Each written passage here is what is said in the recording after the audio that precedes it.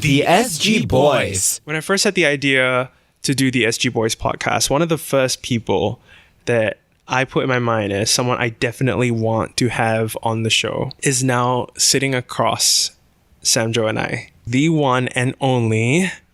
Becca the Buzz! Hi, how we doing? Oh my gosh, you have a beautiful voice. Has anyone ever told you that? Yeah, people have told me that before. I've not done anything useful with it, but Hey. there you go. Okay, see, I always say your name as Becca D Bus. Becca the Bus. Becca the Bus. Yeah, Becca the Bus. Who is Becca the Bus? And who is Eugene Tan? You see, the question about Eugene Tan is an interesting one, right? Because actually, there are multiple famous and important Eugene Tans in Singapore.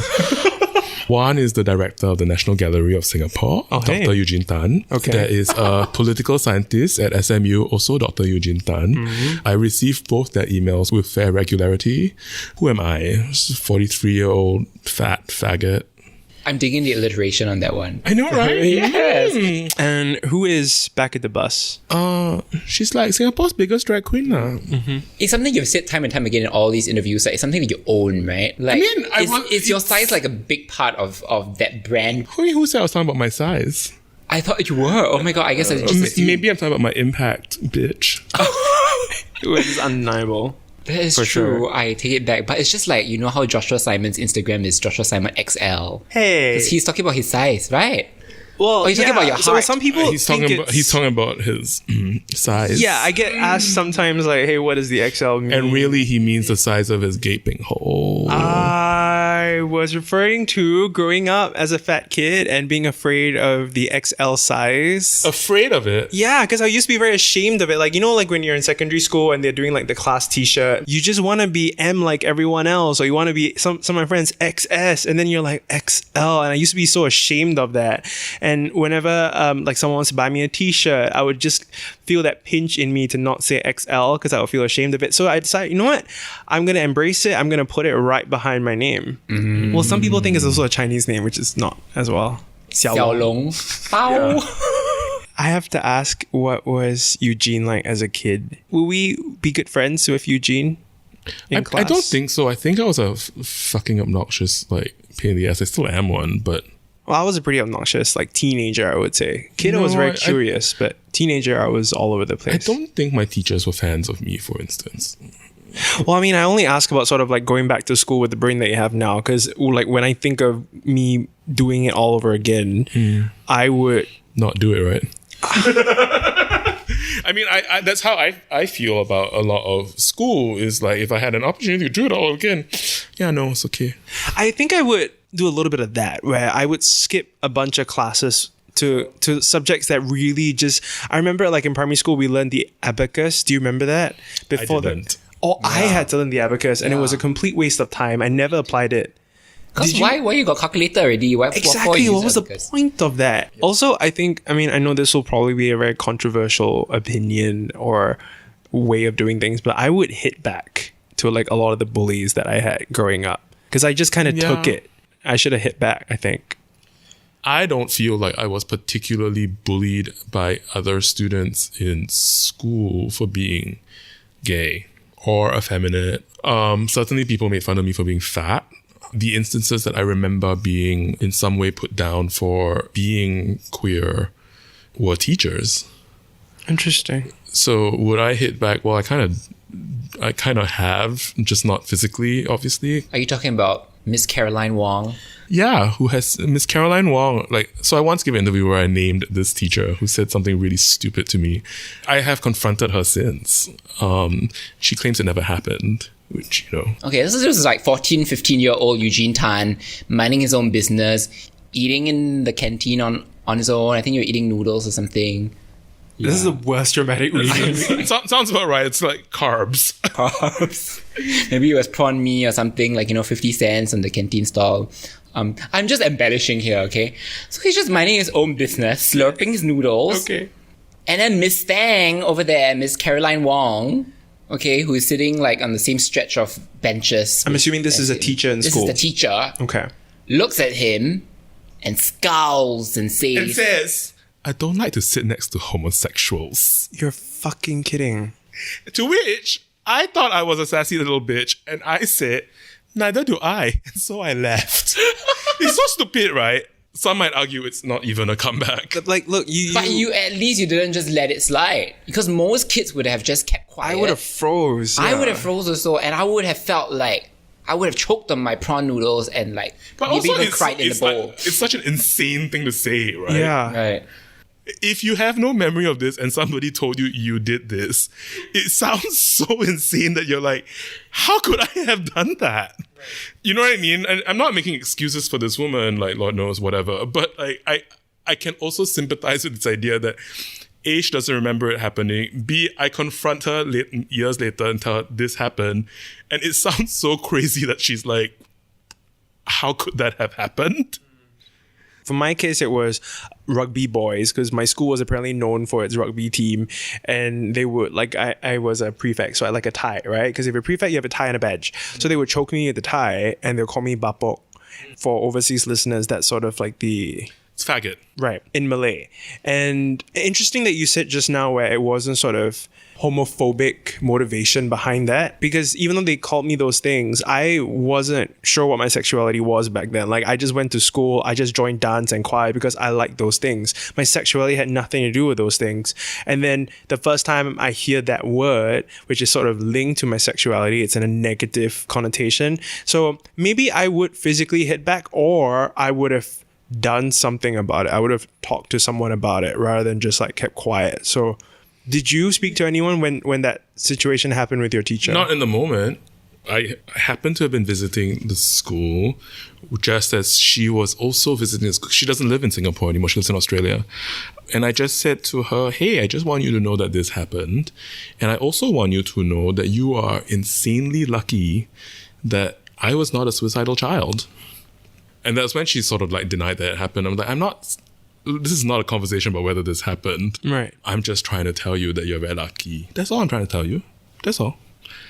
But actually, I wanted to pick on something that you were just talking about, which it sounds like you did not know that you were necessarily queer, but you were identified as queer by people who wanted to, in some way, victimize you, right?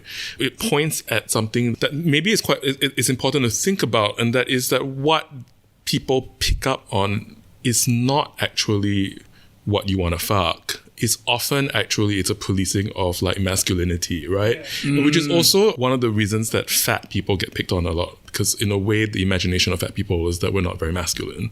And it's also why I have found a lot of the kind of talk around anti-discrimination, and until quite recently, actually, a lot of talk around sort of like anti-discrimination legislation, perhaps problematic, because it's generally true that most people don't know what you sleep with. And actually what is policeable, or what people can pick up on, is that, oh, he's just not very masculine.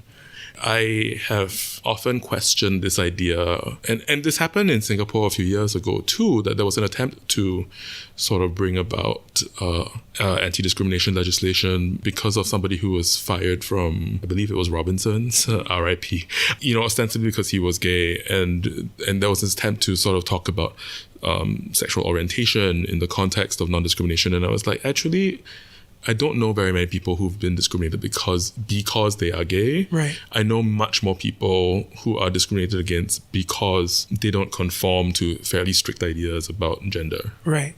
I mean, it's clear if they say, don't bake a cake for a same-sex couple, right? That could be more easily be construed as, okay, homophobic, but... What kind of gays are these gays getting married who can't bake their own cake?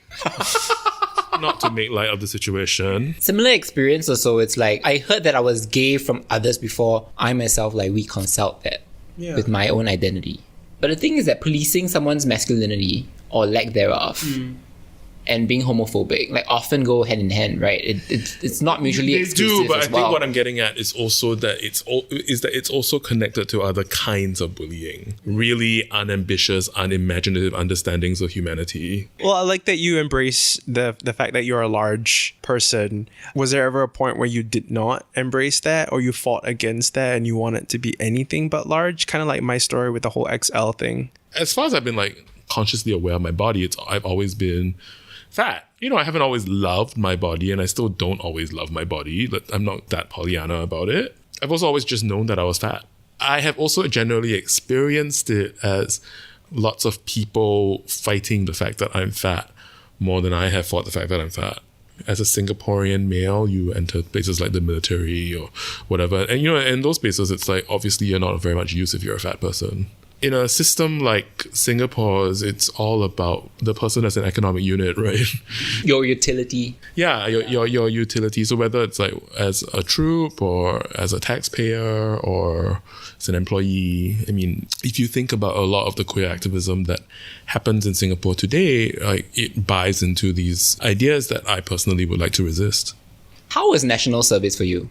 It wasn't pleasant. It was not a good time. I'm not very good at conforming. And I'm not the kind of person who's like, oh, I'm not good at it, and so I'm going to try harder. Like, fuck that. Well, I'm very envious of how you can just not give a fuck. I, just like you, reject all these things. I would feel very uncomfortable going to sort of regimentation and the uniformity of everything and being talked down to and all that. But knowing that, I'm not going to just be, oh, fuck it then. I have to completely change myself to do this. Because with me, weight is like that too. It's like, I wish I could have just been fuck it, XL, claim it, size, claim it. Instead, it's not. It's, oh, I'm going to change. I'm going to try to be like what everyone wants me to be. And then you go and spend like decades of your life. Maybe another way to think about it is not so much I'm so assured of myself as in 2 words. Maybe I'm just lazy. It doesn't give you utility. It doesn't give me pleasure.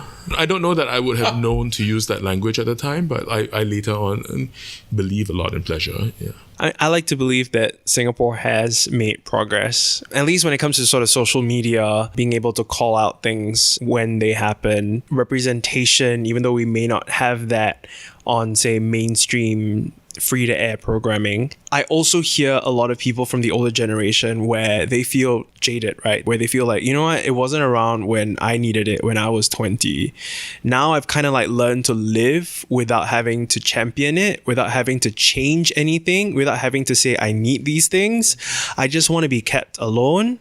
I want nothing to do with it. I don't want to go to Pink Dot. I'm not interested in progress. I don't want to speak out about anything. Just leave me alone. What is sort of your response to that? First of all, I would say that to think about these ideas as generational is doing our understanding of where people are at a giant disservice. Personally, I think the lines have to do much more with how and what we believe to be our communities. Right.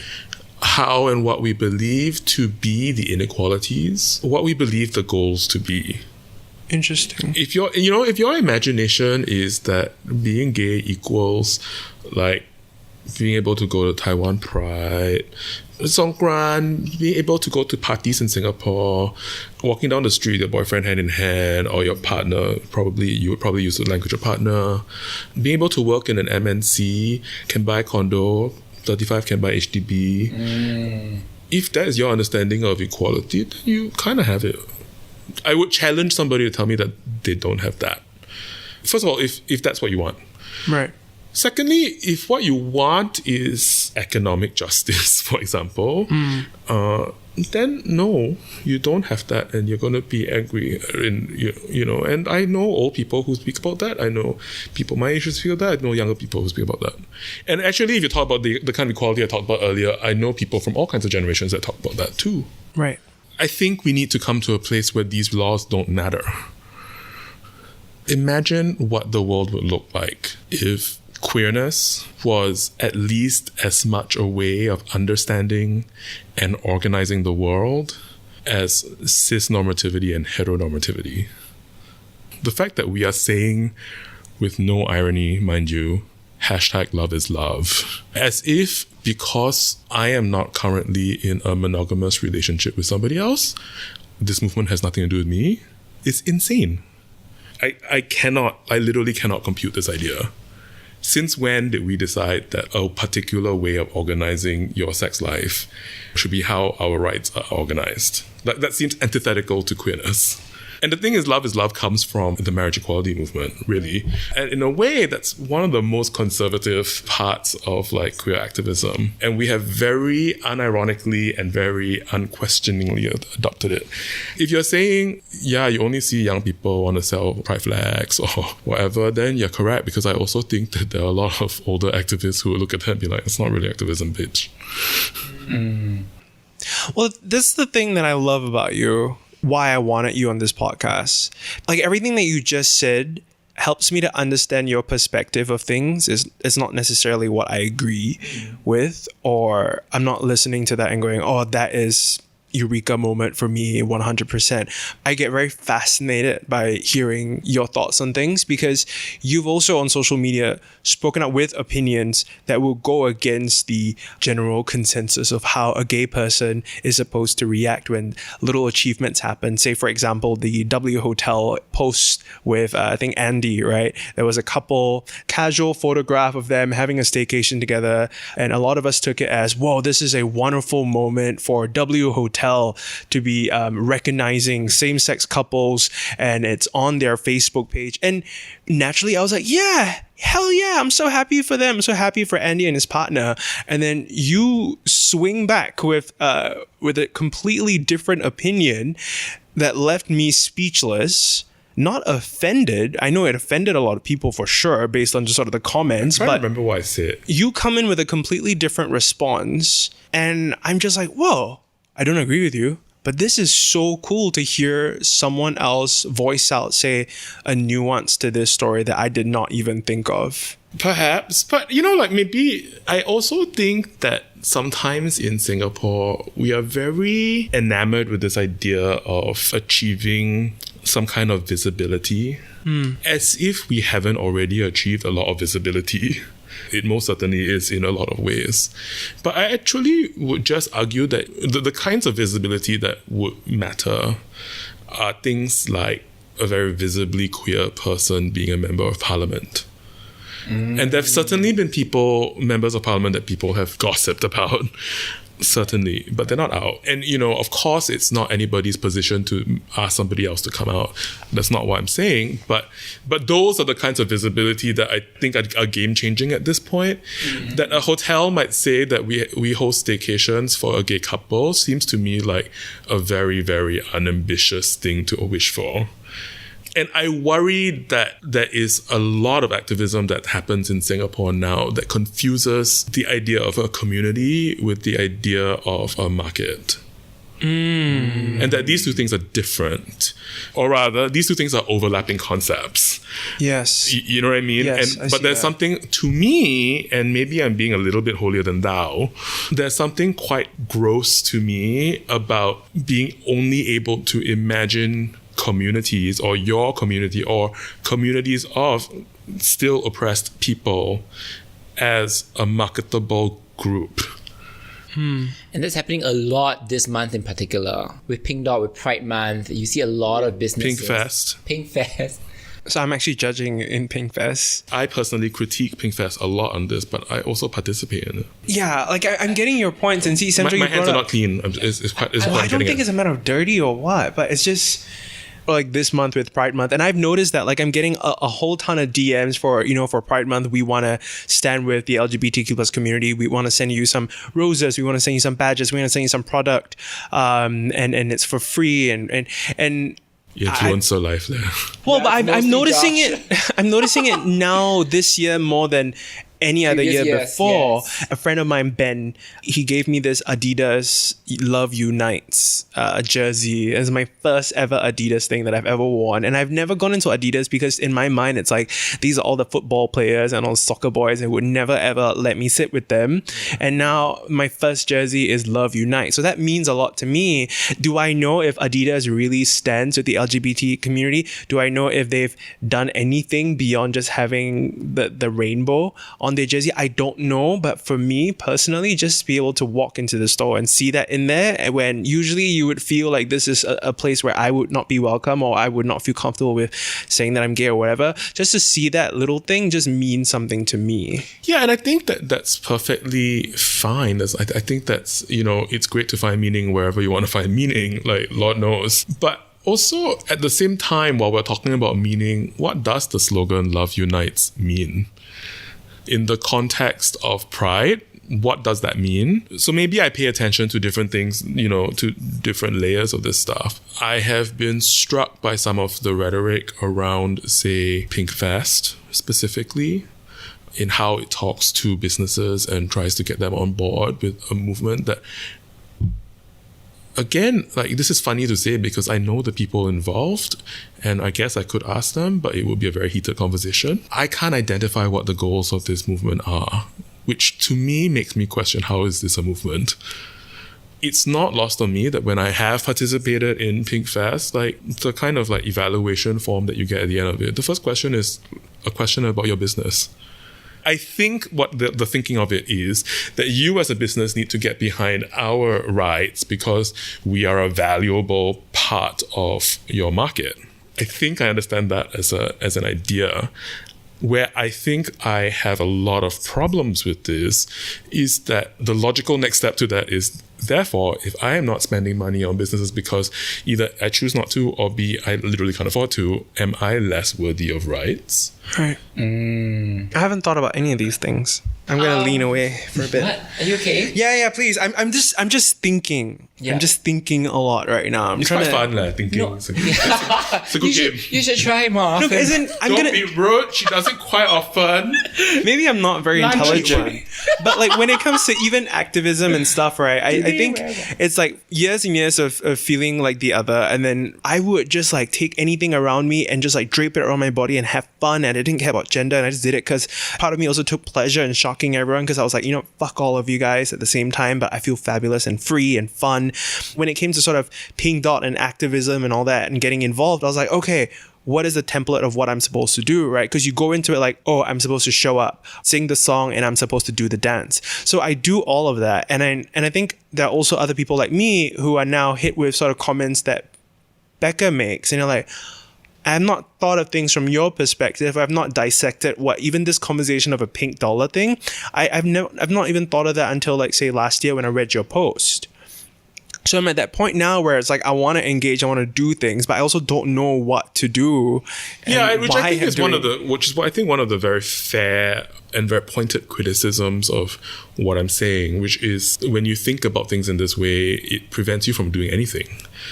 I guess what I am trying to say is people should do whatever they think they can. Let's be clear about that, because we are not equal.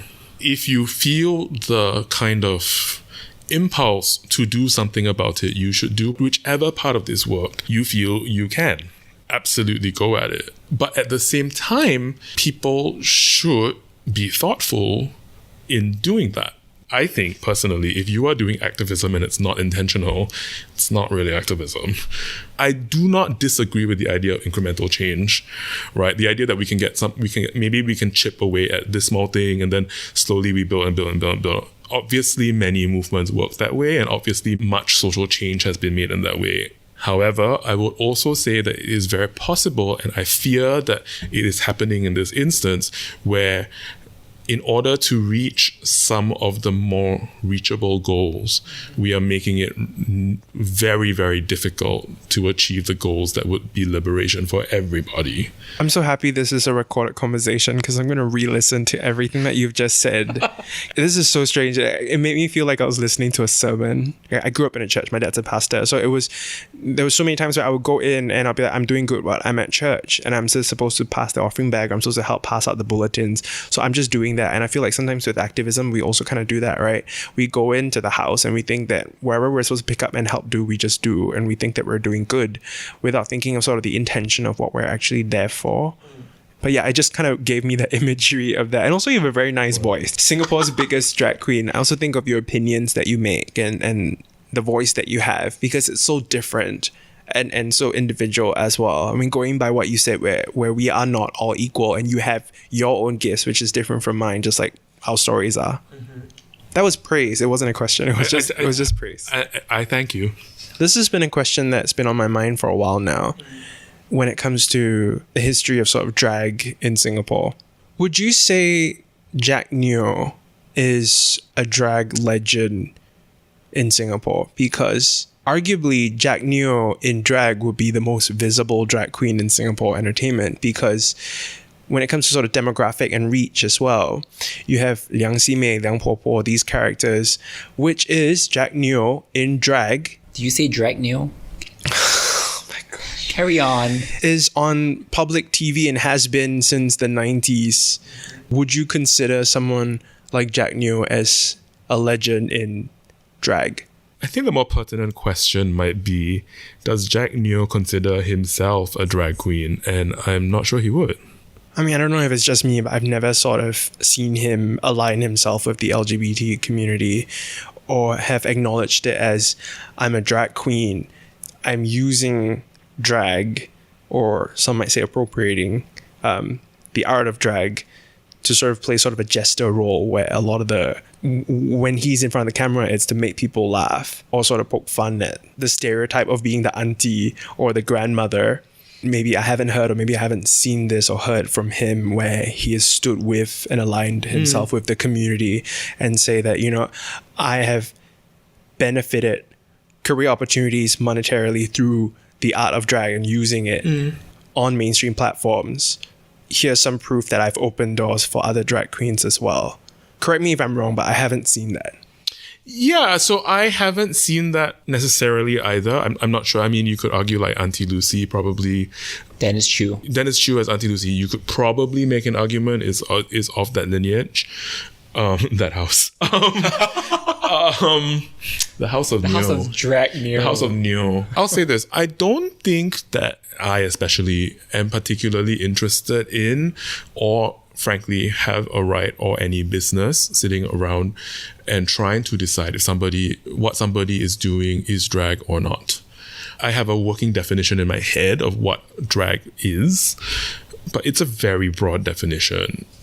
So for me, the more critical question is, would Jack Neo identify what he does as drag, or does he identify himself as a character actor, or, you know, whatever else, right? Like there are lots of words you can use for this. There are many reasons that I feel like I cannot be in the business of deciding whether somebody is doing drag or not, because and chief among them is that, quite frankly, in Singapore, there are many drag performers who would question if what I'm doing is drag or not. It's a fair question, because the definition of drag is different wherever in the world you go, right? And it's still evolving.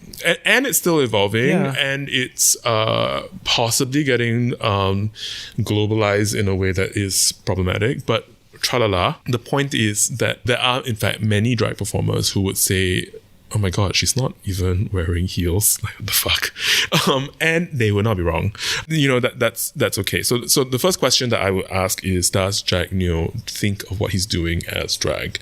If he says that what he is doing is drag, then we can start to talk about like the quality of that drag, right? Like, is it ironic? Does it question gender? Is it necessarily funny? Is it beautiful? Do we understand something different about queerness or gender or popular culture by watching Jack Neo? Is he saying something that's pointed and interesting? Likewise, which I think is what you are raising, is, does this performer engage with the community that makes the performer, right? Because a performer is kind of like not worth anything without an audience. But the thing is that Jack Neo doesn't perform to a queer audience. His audience is largely heterosexual. Yeah. And I mean, I sound like I'm all super defending like Liang Ximei. I don't know her, whatever, right? I don't know Jack Neo either, except to point out that the man has a cultural medallion in Singapore. Like an actual... Yeah. Singapore has awarded him a cultural medallion. I forgot about that. I didn't know that. To close off, we have a little segment we want to play with you, a little game. It is The World According to Becca the Bus. So we will present to you a topic. Let us know if we should all collectively stop it or... Carry on. Stop it or... Carry on. Okay. Understand? All right. Let's start off with restaurants that don't serve free water. Stop it. Right. Nothing annoys me more than going there and having to pay extra just for water. I've seen it a few times where I've had a meal with Josh and then it's like, oh, can I have water, please? Oh, yeah, we have Evian. And he's like, oh, never mind. I understand the concept of we only serve bottled water. I also understand the concept of if you're going to order nothing else, I'm going to charge you for ice water. Right. What I cannot wrap my head around is when you go to a place and you order a bunch of different things, including perhaps booze, and then you ask for water and they want to charge you. They still want to charge you. And to me, it's like, the 20 cents worth it, man. It's particularly annoying because this is Singapore and we know that our tap water is potable. So we could just... I understand that, but I also... No, so I could just go to the toilet and drink water for free. But that's because you're an ass. And I actually, more importantly, can we have service staff that are empowered to make decisions on the floor? There you go. Basically, everyone needs to be flex. Okay. To do the best version of their job that they can. Yeah. They need to be... Empowered. I feel like empowered is the word. when I want to order sort of an iced black coffee, there are some places where they have black coffee, but no iced black coffee. So I would ask them, do you have ice? And they'd be like, yeah, we do. Can I just get the black coffee and can I have a cup of ice? And can you pour the black coffee into the ice? I said, I will get you the ice separate. You can own self-pour. You own self-pour, you pour yourself. I'm like, I just don't understand why you can't just put it together. Next topic. RuPaul's Drag Race. All right, do we stop it or carry on? Carry on? Yeah. I've seen this sentiment on Reddit. I've also heard it from a couple of friends where they're like, I think it was 2019, 2020 when there was so many seasons of Drag Race back to back. It was like a new season and then it was an All-Stars and then there was a Celebrity Drag Race and then there was another one, another spin-off. A whole bunch of like, oh my gosh, please stop. There are way too many drag queens. I'm starting to forget the names already. Oh, the season's qualities are going down. With more seasons of Drag Race, drag is also taking its cues from that show. Kind of Instagram-worthy drag queens with the kind of queens that come on the show. You are expected to... Also now with the pandemic, you can't perform. You're expected to now go onto Instagram and serve looks every single week. I also hear a lot of they need to chill for a bit. And then RuPaul's kind of statement to everything is there'll be a point where things kind of happen in cycles. And for a very long time, drag was not at the center of this where they're like rock stars today. And while we're in this and we have the spot where we're getting Emmys every year, we're going to keep doing it. First of all, Mr. Charles is bang on the money when he says that, you know, while it's hot, you gotta hit it and you gotta hit it hard. It is undeniable that the show has created opportunities for many performers. I think that there's a lot that you can critique about the show and the phenomenon that is the show. Oh my God, Samjo, what are you doing? Are you lip syncing to a song that's not playing? Yeah, because I didn't want to interrupt you. I'm being a polite queen here. I was like, drag, it's a phenomenon. It's a phenomenon. I actually don't even know this. That was from season 13 where there are RuPaul songs and then there are RuPaul songs. I legitimately believe you. So I think there's a lot to unpack and a lot to critique about the show and the sort of like cultural phenomenon of the show, right? And the sort of world around it. I think there are two parts to this. One is, yes, it is undeniable that on the show, the kind of way in which they are talking about drag, the way in which people are practicing drag, I think is borders on mildly unhealthy, if I have to be very honest. I think the fact that these girls are going on and spending the amount of money that they're spending, or if they're not spending that kind of money, that they are coming in with access to borrow some of the things that they are wearing, to me is mind-boggling. And not mind-boggling as in like I cannot comprehend. It's mind-boggling as in like I think it's a little bit nuts. The moment at which I was like, this is not right. There's something about this picture is not right. There is a point in the show where Jan walks on the runway in a Tom Brown, fully rhinestoned jogging suit. Mm-hmm. A sweatsuit that's fully rhinestoned. That was, I want to say, she didn't own it. She borrowed it. It was like $13,000. And there was a point at which I just looked at that and I was like, something about this picture is wrong. Something about this is not right. And I think the part of it that I find the most problematic, shall we say, is that I understand drag as, I say this a lot, I understand drag as a working class art form. Part of what I love about the form is that the barrier to entry is not really about how much money you have and how much access you have. It's about how much you want to put yourself out there, how you want to be creative with what little you have, and what kind of fantasy you want to create.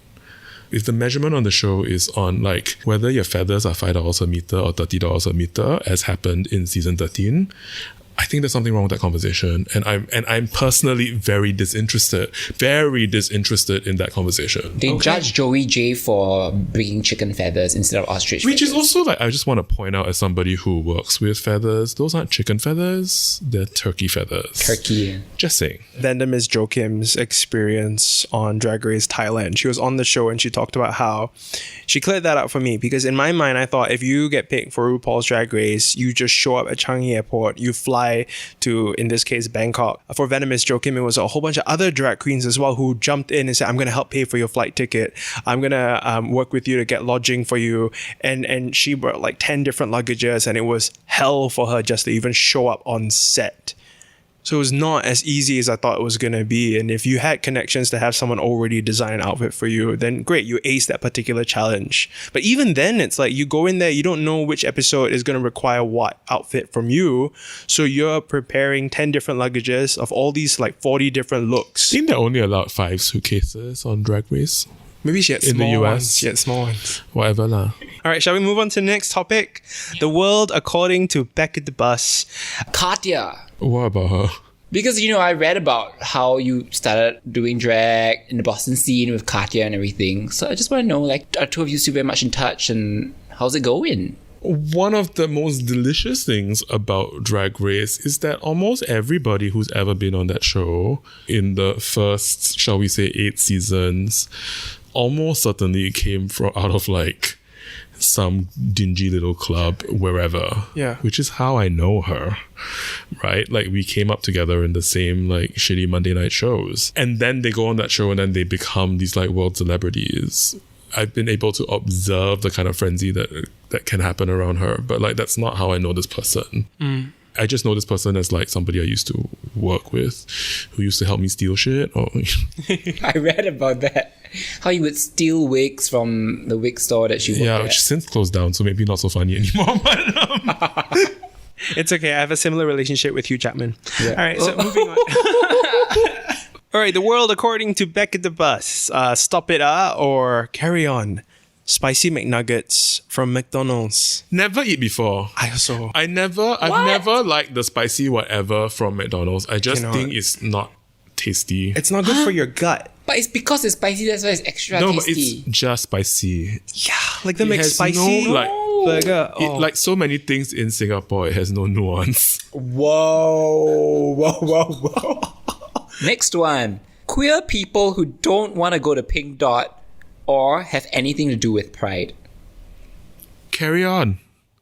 Please, carry on. That's what you're going to say? By all means, live your life, follow your heart. Okay, fair enough. Okay, that's the world according to Becca the Bus. All right. The term straight acting. Stop it or Carry on. Carry on, I guess? I don't know. really? Look, if you want to hate yourself, I'm not going to stop you from hating yourself, okay? Yeah. You're quite carry on with most things Yeah, I in will life. carry on. If you're not an idiot, what do I have to bitch about, right? Okay, well, perfect segue to the last one. The SG Boys podcast. He's so scared. He's very scared. What do y'all feel like? This is the real question. You just say carry on. Do you I'm nervous. Do you wake up every morning and feel excited about doing this? Yes, I do. I actually Carry do. on, Why are you asking me for validation for your little gay thing? No, I shit you not. When we launched the podcast, I think there were a couple of things that Becca had posted on Facebook, and it wasn't sort of a popular opinion about whatever that was happening around. And I was like, oh shit, Becca's going to make fun of my podcast when it comes out. I love the assumption. The assumption here is that Becca has listened to this podcast. Hi, this is Becca the Bus on the SG Boys podcast. You should listen. Also, you should follow me on social media at Becca the Bus. At BECCADBUS. If you feel like it, you could also buy a face mask handmade by me at my website, www.coveryourpiehole.shop. Thanks. Love ya. Mwah. The SG Boys. The beliefs, views, and opinions expressed on this podcast are attributable to its hosts only and are not intended to malign any religion, ethnic group, organization, company, or individual.